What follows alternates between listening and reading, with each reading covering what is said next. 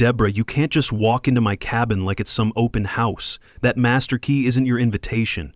I held the door firmly, the cool wood steady beneath my hands, matching the weight in my chest. Her smug smile didn't falter, but I caught the flicker of hesitation in her eyes. Rules are rules, Mark. You've been absent too long. Someone reported the place as unoccupied. That's when I leaned in, voice low but cutting. You want to know the truth? I'm the state housing inspector, assigned to this region. That master key, it's technically my property too, through state code and chain of custody. Her face went pale, but the tension between us only thickened. I'm Mark, a second-generation cabin owner and a housing inspector who spent years navigating the very regulations she's trying to weaponize. This cabin isn't just wood and nails, it's a family legacy carved into every beam and panel, with that old maple bench outside where my late father first taught me to appreciate home. This isn't over, Deborah. Not by a long shot. Where are you watching from? Stick around, the story's about to get real. The next morning, the sun was just beginning to spill its light over the ridge when I stepped outside, and I swear, the silence around the cabin felt heavier, like the neighborhood was holding its breath, waiting for the next move. The maple bench by the porch caught the light, the same one my father built before I was even born. It's funny how something so simple can hold decades of memories. Stubborn, like me. Deborah had already made her rounds by the time I returned. Her pointed eyes swept the driveway, then landed on my old truck with that thinly veiled scowl. Mark, that truck's been parked there too long again, she said, voice sharp as ever. Violation of community code. You need to move it or there'll be fines. I shook my head, the frustration simmering beneath my calm exterior. Deborah, this truck's been here longer than you've lived in the neighborhood, and it's registered, insured. Where's your proof that I'm breaking any rules? She pursed her lips, clearly not expecting me to challenge her like this. It's about appearances. The board has received complaints. Complaints? I echoed, stepping closer. From who? And what are they really about? Because I'm beginning to think this is less about rules and more about control. This wasn't just about a truck or an empty cabin anymore. It was about a slow, suffocating squeeze from the HOA, trying to claim pieces of a life built with sweat and love. Each fine, each complaint felt like another finger tightening around that legacy. But it wasn't just Deborah anymore. I started noticing the subtle shifts in neighbors' behavior, avoidant glances, hushed conversations that stopped when I approached. Some nodded politely but kept their distance, unsure where their loyalties should lie. That's when I met Linda, one of the newer board members. At first she was just another face in the crowd, but there was something different. An unease in her eyes, a hesitation when Deborah barked orders. During a neighborhood meeting, I caught her lingering near the door, lips pressed thin, hands trembling slightly as she scrolled through her phone. After the meeting, I pulled her aside. Linda, this isn't right. You don't have to go along with it if it doesn't sit well. She looked at me, conflicted, as if she'd been carrying a weight she couldn't unload. It's complicated, Mark. Deborah's got the board wrapped around her finger, but I've seen things, rules being twisted, letters doctored. It's not just about the truck or the cabin. Her confession hit like a thunderclap, proof that the fight wasn't just mine, but a struggle within the community itself. That night, I sat on the porch, staring at that maple bench bathed in moonlight. The battle ahead wasn't going to be easy. Deborah had allies, resources, and a network built on fear and silence. But I had truth, the law on my side, and something stronger, history, family, and the stubborn will to protect what's mine. This was just the beginning. Linda's silence grew heavier in the following weeks. Every time Deborah threw another curveball, be it a fine for excessive outdoor lighting or a mysterious notice about supposed unauthorized alterations to my porch, I caught Linda watching from the sidelines, fingers tightening around her coffee cup. There was this storm inside her that she wouldn't speak aloud, but I could see it in the way she bit her lip or avoided eye contact. One afternoon, as I fixed a loose shutter on the cabin, Linda appeared at the edge of the yard, hesitating like a deer caught in headlights. "Mark, can I talk?" she asked, voice barely above a whisper. "Sure, Linda, what's on your mind?" She glanced around, then took a shaky breath. "I've been watching the board meetings. Deborah's not just overstepping. She's bending the rules to her favor, covering up reports, manipulating votes." Her words hit like a splash of cold water. I nodded slowly. I suspected. It's more than petty complaints now. Linda's eyes flickered with guilt and fear. There's a stack of emails, secret memos, falsified reports. I don't know what to do with them, but maybe you could. Her hands trembled as she slid a USB drive into my palm. I want to do the right thing, but I'm scared. I looked at her, appreciation and resolve mixing in my chest. Linda, this could turn the tide. We'll be careful. The weight of responsibility settled hard between us. It wasn't just a fight for my cabin or my family's legacy anymore. It was a battle to expose a rot eating the whole neighborhood. That night, I plugged the drive into my laptop. Flickering screen, the low hum of the fan, each file felt like a thread pulling at a tangled web. There were emails from Deborah discussing silencing dissent, doctored violation reports with dates that didn't match, and directives to enforce fines unfairly on anyone who questioned her authority. One file was a voice recording from a recent board meeting. Deborah's tone was cold, calculated, mocking anyone who dared speak against her. Listening to it, I felt a surge. This was the proof I needed, but I also knew the risk of facing a woman so ruthless. The next morning, I shared the findings with Linda. Her face was pale but determined. This is bigger than I thought. We need allies. We reached out discreetly to a few neighbors who'd grumbled quietly but never spoken up. Slowly, a quiet coalition began to form. People tired of living under Deborah's shadow. But the board wouldn't go down without a fight. The day after the emails leaked, I found a notice slipped under my door. An official-looking letter accusing me of deliberate misinformation and threatening legal action. It was a warning, but it only hardened my resolve. That night, I sat on the porch again, the old maple bench creaking under me, the wind whispering through its leaves. The bench had seen better days, much like our neighborhood, but it was a reminder of the roots that held us together, the history that Deborah wanted to erase. Linda's confession and the evidence had changed everything. We weren't just neighbors now, we were guardians of the truth. And we were just getting started. The notice was a slap, not just to me, but to every neighbor who'd quietly suffered under Deborah's reign. Deliberate misinformation, it said. The irony wasn't lost on me. I hadn't even opened my door before Linda called, voice tight, trembling with urgency. Mark, you need to come to the next board meeting. There's talk of expelling you. Expelling me? From my own neighborhood? I spat back, disbelief heavy in my voice. We agreed I had to show up. Not just for myself, but for everyone gasping under Deborah's chokehold. The day of the meeting arrived with a simmering tension in the air. The community center's faded walls felt smaller than ever, as if they were closing in. I scanned the room, faces masked with caution or thinly veiled anger. Linda was there, her eyes darting nervously but refusing to look away. A few neighbors whispered, sharing knowing glances. The power dynamics were obvious. Deborah, seated at the front with her smug smile. The rest of the board arrayed like a defensive wall. When it was my turn to speak, I didn't waste words. I'm here because I refuse to let false accusations silence the truth. I held up my laptop, the glowing screen illuminating the evidence Linda had entrusted me with. These emails, recordings, they reveal the pattern of abuse we've all endured. Deborah's smile faltered for a second, just a flicker, but she recovered quickly. This is hearsay and gossip, nothing more. We're protecting the community's integrity. Protecting your own interests, maybe, I shot back, voice rising but steady. The rest of us deserve transparency, fairness.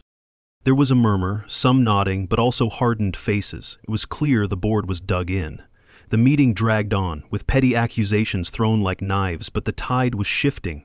Linda caught my eye and gave a slight nod. She was in this fight now, no turning back. Outside, the sky darkened, rain pattered on the windows, but inside, the atmosphere crackled with something raw.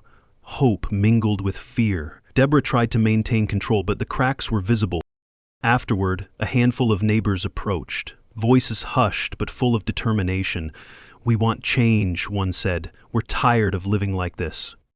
That night, I sat back on the porch bench. The one Linda and I both knew symbolized more than just a seat. It was history, resilience, the roots holding this place together against the storm. The bench creaked under my weight, and I thought about the battles ahead. There was no turning back now. The fight wasn't just for me. It was for the whole community suffocating under Deborah's rules. And for that, I was ready. Late that night, the house creaked beneath the weight of secrets I hadn't yet uncovered. I found myself drawn back to the basement, dim light flickering from the old bulb overhead, the air thick with dust and the scent of forgotten years. Boxes were stacked in chaotic towers, their edges softening with time. Something about this place felt different now. Charged. I pulled on my gloves, bracing against the cold. Linda's earlier words echoed in my mind. There's more in the archives than you think. Look deeper. So here I was, crouching by an ancient filing cabinet, the metal groaning like it resented being disturbed.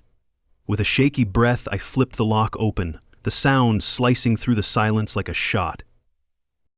Inside, yellowed papers spilled out, handwritten notes, invoices, letters from long before Deborah ever wore the badge of power.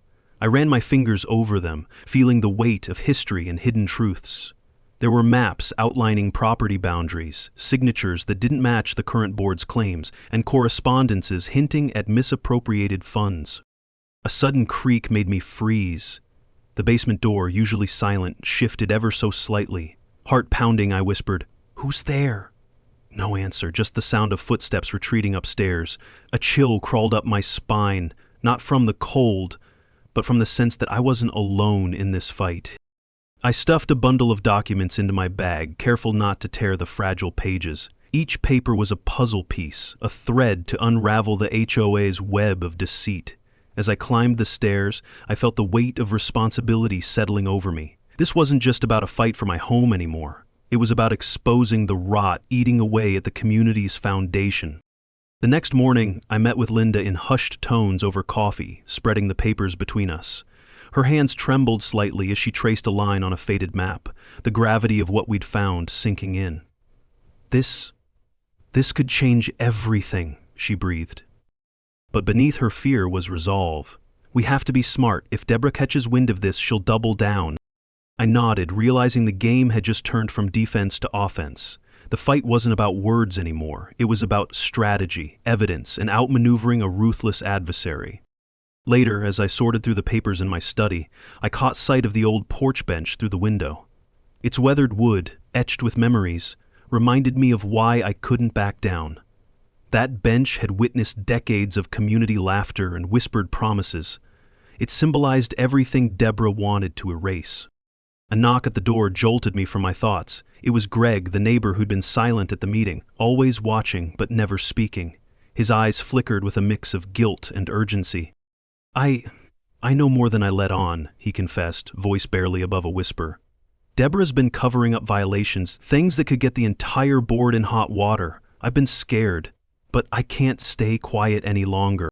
Greg handed me a small envelope, thick with photocopies, inspection reports, receipts, even a voicemail recording. His hands shook, but his gaze was steady. This was the breakthrough we needed. Together, we plotted the next move. The road ahead was uncertain, but armed with truth and allies, I felt a surge of hope. Deborah's grip was weakening, and the community's voice was ready to rise. The weight of Greg's envelope felt heavier than the papers inside it. I'd barely closed the door behind him when I sank into the worn chair by the window, flipping through those damning documents. Each page was like a nail in the HOA's coffin, proof of unauthorized spending, ignored safety violations, and falsified meeting minutes. The more I read, the clearer it became. Deborah wasn't just wielding power, she was weaponizing it. I caught my reflection in the glass, the tired eyes staring back at me. This wasn't just about me anymore, it was about everyone in this neighborhood who'd trusted this system, who deserved better than being bullied and ignored. A low groan echoed from the basement below, pulling me back to the task at hand. I needed more than evidence, I needed a plan, and fast. The phone buzzed. It was Linda, her voice sharp but careful. I got a tip. There's a storage unit tied to the HOA board's finances. Some of the documents Greg handed you, I think the originals might be there, locked up tight. Great, I muttered, rubbing my temples. Sounds like a treasure hunt in a locked vault. We agreed to meet at the property later that night, under the cover of darkness. I felt a mix of dread and determination, a cocktail I'd become all too familiar with. When I arrived, the air was cool, thick with the scent of pine and damp earth. The storage unit was tucked behind a line of rusting dumpsters, the metal door chained and padlocked. Linda pulled a set of lock picks from her bag, fingers trembling ever so slightly. "I'm no expert, but I've had some practice," she whispered. Minutes stretched into eternity as the tumblers clicked and clattered. Then, with a final snap, the lock gave way. Inside, dusty boxes spilled secrets in every direction. I flicked on my flashlight, the beam slicing through shadows that clung to the walls. The floorboards creaked beneath our feet as we sifted through files, journals, and binders. One leather-bound notebook caught my eye. Its cover was cracked, edges worn by time. I opened it to reveal handwritten entries, notes on meetings that never happened, payments that never cleared, and names that didn't match official records. Suddenly, a noise, a faint shuffle. We froze.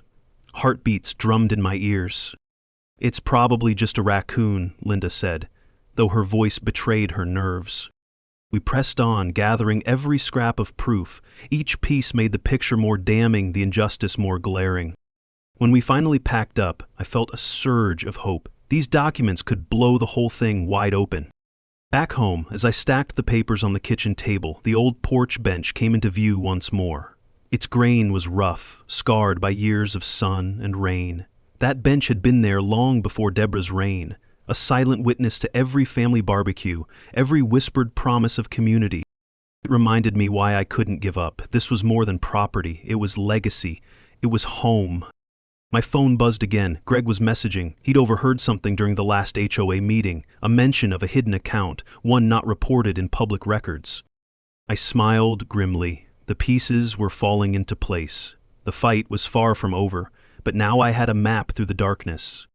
The weight of that leather-bound notebook in my hands made the quiet hum of the house feel somehow louder, as if the walls themselves were holding their breath. Each word penned in that creased journal painted a picture darker than I'd imagined, a web of deceit spun by Deborah and her inner circle. But it wasn't just the writing that struck me. It was the hidden names, the ones who'd thought they could keep their dirty secrets buried. Linda's text buzzed on my phone again. She'd been watching the HOA meetings from the shadows, feeding me little nuggets of info, names, dates, snatches of conversations. Tonight, she said, was the big one. Deborah planned to push through a special assessment cloaked under community improvement. The usual mask for more of her greed. That's when the plan started to take shape. I wasn't just going to sit back and watch her steamroll over us. No, this time I'd be ready. I needed to catch her in the act, expose her lies where the whole neighborhood could see. I called Greg. "Meet me at the community hall in an hour," I said. "We're going to need cameras and someone who knows a thing or two about recording meetings." Greg was already thinking ahead. "I know a guy," he said. "Old friend from the fire department. He owes me a favor. He'll help us set up discreet cameras and mic drops." I smiled. The first genuine one in days. Perfect. Let's make Deborah sweat. The community hall felt colder than usual that night, the fluorescent lights buzzing overhead. Chairs were scattered, empty except for a few familiar faces, mostly board members and a handful of loyalists. Deborah's confident smirk was in full display as she rattled off promises about transparency and improvement, but the undertone was clear: line up and obey, or face consequences. I took my seat near the back, hidden behind a column. Greg and our guy Mike were already setting up gear. Small cameras, hidden microphones, the works. It felt like spying, but the truth deserved to be seen. Linda arrived quietly, her hands trembling slightly, betraying the calm she tried to wear. I caught her eye, gave a subtle nod. She was with us. The meeting dragged on, words swirling like smoke, heavy and thick. When Deborah started pushing the special assessment, claiming it was urgent, Greg whispered, "This is it." Suddenly my phone vibrated. Linda had sent me a photo, a secret ledger she'd found tucked behind a file cabinet in the HOA office, one that wasn't in any official report. The numbers didn't lie. Money siphoned off, funneled into accounts none of us were supposed to know about. I glanced at the cameras. They were rolling, capturing every smug smile, every calculated word. The room heated up as neighbors started murmuring, skeptical eyes darting between Deborah and the papers being passed around. Then Deborah did what she always did when cornered. She raised her voice, tried to drown out dissent with threats. "Order! This isn't a circus," she barked. But the mood had shifted. The veil was lifting. After the meeting, Linda pulled me aside, her face pale but resolute. "I've got something else," she whispered. "Emails between Deborah and the city officials. She's been cutting corners, ignoring safety violations to fast-track projects. This isn't just fraud, it's dangerous." I felt the pieces clicking together. This was beyond HOA politics. Lives could be at risk. With Mike's help, we compiled everything: the journals, the secret ledger, the emails, and the meeting footage into one solid package. "This'll make 'em listen," Greg said, clapping me on the back. But even as hope flickered, I couldn't shake the weight of Linda's silence at times, the way she avoided Deborah's eyes at the meeting, the subtle shake of her hand when she handed me those emails. She was caught in a moral tug-of-war, and I knew she needed us as much as we needed her. Outside, the wind picked up, rattling the old porch bench, the same one that had witnessed so many family gatherings, now a symbol of the fight for justice. I knew the battle was far from over, but tonight we had the upper hand. I sat at the kitchen table long after everyone else had gone to bed, the soft glow of my laptop screen casting shadows on the walls. Linda's confession still echoed in my mind, the emails, the hidden ledger, the unsafe shortcuts Deborah had taken. It was bigger than I thought. Way bigger. Every time I thought I had a grip on this mess, it twisted tighter, pulling me deeper into a fight I hadn't asked for but couldn't back away from. This wasn't just about the cabin anymore. It was about standing up to people who thought they were untouchable, who believed rules only applied to everyone else. The next day, I met Greg and Mike behind the community center. We spread out our evidence, printed emails, the ledger pages, the video clips on a fold-out table that seemed too small for the weight it now carried. We needed a plan that hit hard but played smart. Greg leaned forward, rubbing his chin. "We bring this to the city council first. Public hearings, the more eyes on Deborah, the less wiggle room she's got." Mike nodded, "And I can patch the cameras into the local news. A little expose might shake some cages." I rubbed my temples. We need a witness, someone from inside who can confirm the ledger's authenticity and those emails. My eyes caught Linda's in my mind, her hesitation, her silence. If she talked, it could be the final nail. We arranged a meeting with Linda later that week, the kind of nervous silence thick enough to cut with a knife. Her hands trembled slightly when she handed over a USB drive, encrypted files from Deborah's computer, real dirt nobody expected. "I'm scared," she admitted quietly. "If they find out I'm helping you, I don't know what'll happen." I clasped her hand firmly. "You're not alone. We'll protect you." Her voice cracked. "I've seen what Deborah can do to people, but this has to stop." Outside, the late afternoon sun cast long shadows across the porch where the old bench still stood, a quiet witness to our fight. That bench wasn't just wood and nails. It was memory, a tether to my father who built it with his own hands. It reminded me why I couldn't let this go. Back in the cabin as dusk settled, I recorded a message on my phone, detailing the corruption, everything from the ledger, the emails, the unsafe city permits Deborah ignored. It was raw, unfiltered, and real. I sent it to every local reporter I could think of. The next morning, a flurry of calls flooded my phone. A journalist wanted to meet. Neighbors were buzzing, their doubts about Deborah turning to whispers of disbelief. But Deborah? She didn't back down. At the next HOA meeting, she ramped up her attacks, accusing me of stirring trouble, threatening legal action, and trying to paint me as the villain. Typical. But the air had changed. Neighbors who once nodded silently now spoke up, asking questions, demanding answers. I watched Linda in the crowd, her posture less tense, her eyes a bit brighter.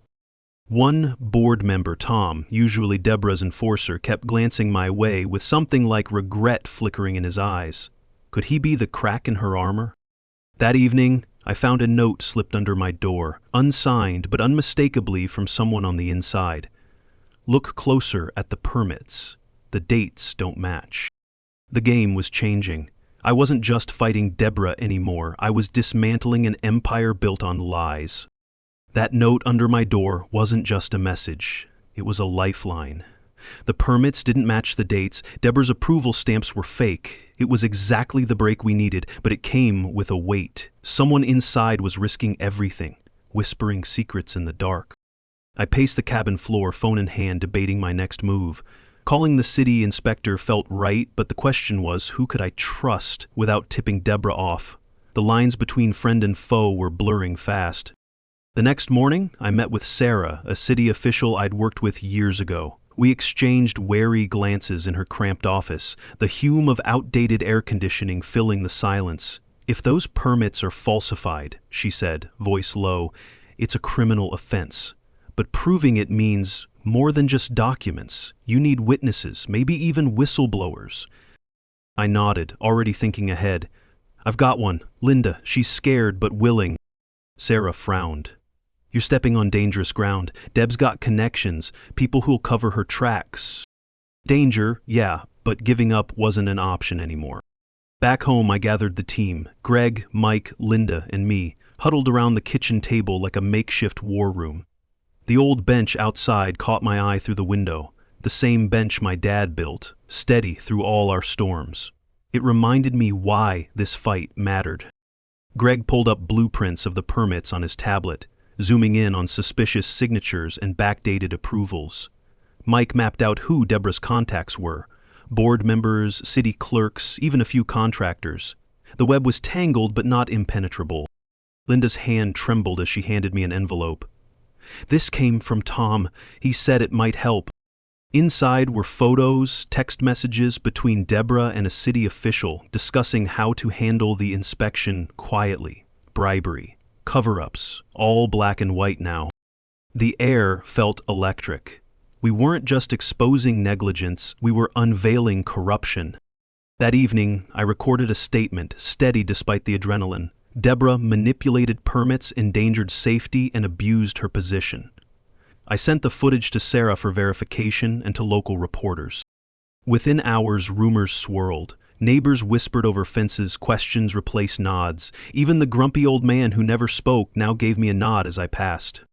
But the fight wasn't over. Deborah doubled down, calling emergency board meetings, trying to silence dissent with threats and legal jargon. She sent notices, fines for unauthorized information dissemination, classic intimidation.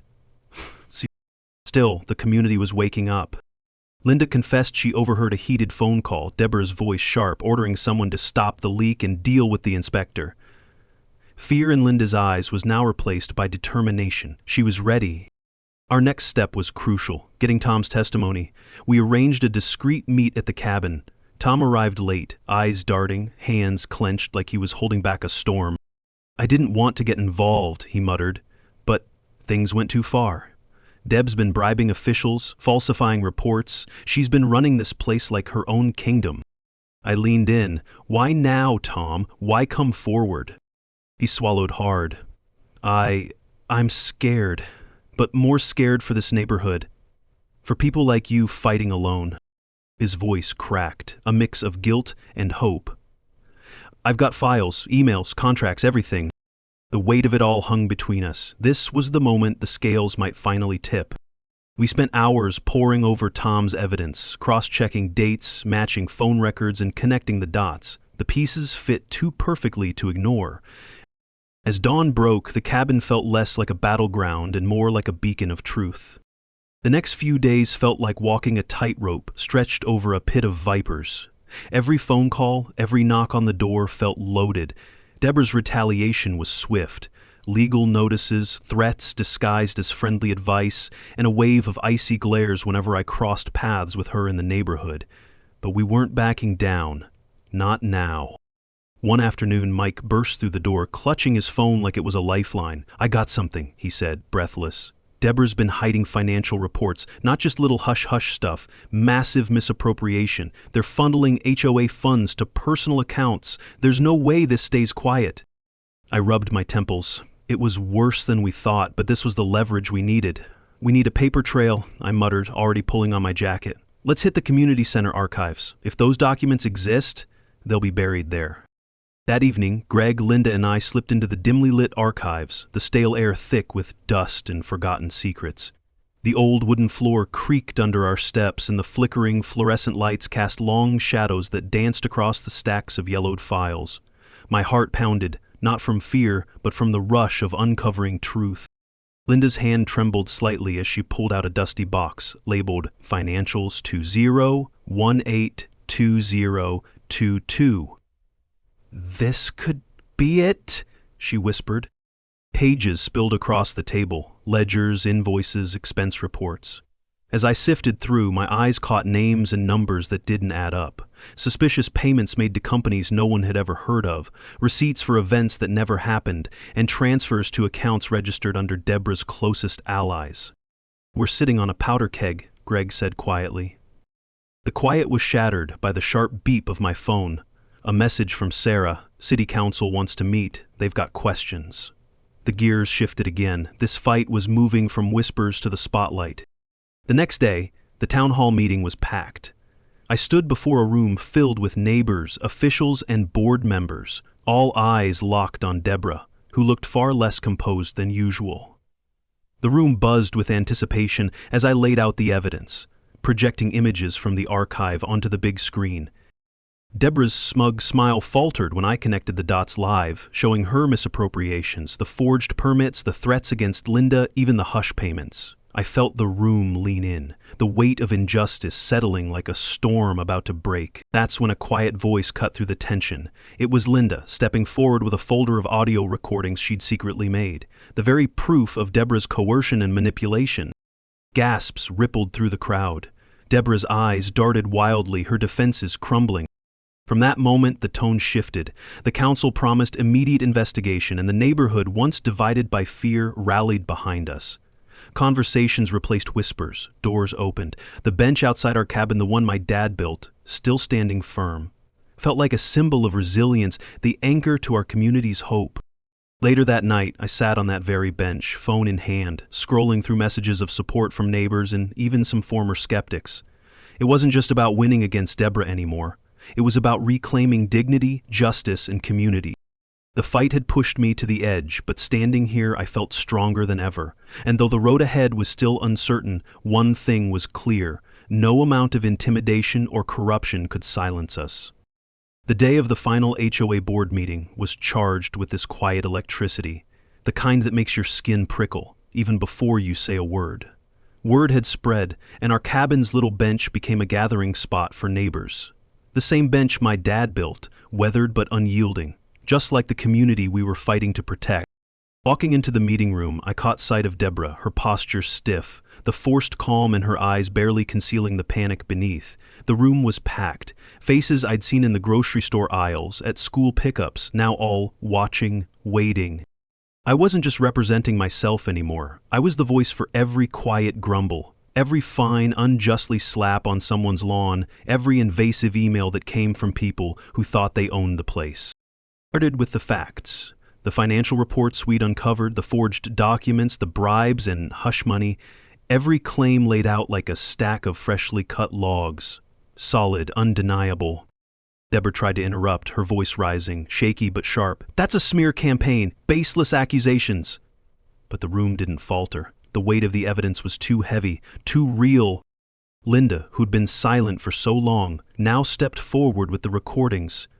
Deborah's own words, laced with threats and admissions, filling the space like a storm breaking through a cracked dam. The murmurs grew louder, faces shifted, some incredulous, others finally understanding what we'd been battling all along. One of the board members, once Deborah's staunch ally, visibly winced, his hands trembling on the table. I caught his glance, fear, regret, maybe even relief. I closed with a reflection. "This isn't about revenge," I said, voice steady but passionate. "It's about fairness, about respect, about the place we call home and the dignity every neighbor deserves." The bench outside my door, built by my father's hands, reminds me daily that legacy isn't just about property, it's about community. The room fell silent, the kind of silence that feels like a turning point. When the votes were tallied, Deborah was stripped of her position, the board dissolved, and an interim committee formed, one dedicated to transparency and rebuilding trust. Later, walking back to that old bench, I felt the weight lift, not just mine, but ours. The community had spoken, justice was served, and the legacy my family fought to protect was secure. The morning after the meeting felt different, lighter somehow. Walking out to the porch, that same bench where my father's initials had been carved years ago caught the sunlight just right. I ran my hand over the worn wood, feeling the grain, the history beneath my fingers. It wasn't just a bench anymore, it was a symbol, a quiet testament to standing firm when it mattered most.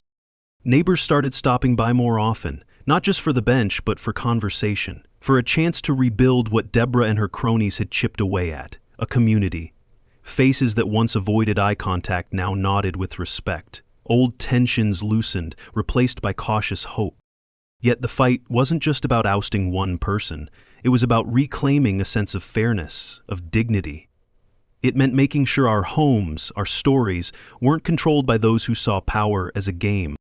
I remember thinking back to those long nights, the anxious calls with my wife, the weight of uncertainty pressing down, but also the stubborn pride that wouldn't let us back down. The legacy of that bench, of our family's cabin, wasn't just in timber or nails. It was in resilience, in knowing that sometimes standing up means more than words. It means action, planning, fighting, never letting the small injustices become the norm. Deborah's defeat sent ripples beyond our street. Other neighborhoods started asking questions, demanding transparency. Our story became theirs. Proof that even the overlooked, the dismissed, can shift the tide. And me, I learned that justice doesn't always roar. Sometimes it's a steady burn, a slow climb, and then a quiet, undeniable victory. Before I head in, I glance once more at that bench, the sun casting long shadows. Legacy isn't given, I whisper to myself, it's earned. Your voice matters, even when they try to silence you. If you've ever had a battle with an HOA, share your story below. Let's make noise for the quiet ones who finally stood up. Where are you watching from? We'd love to hear.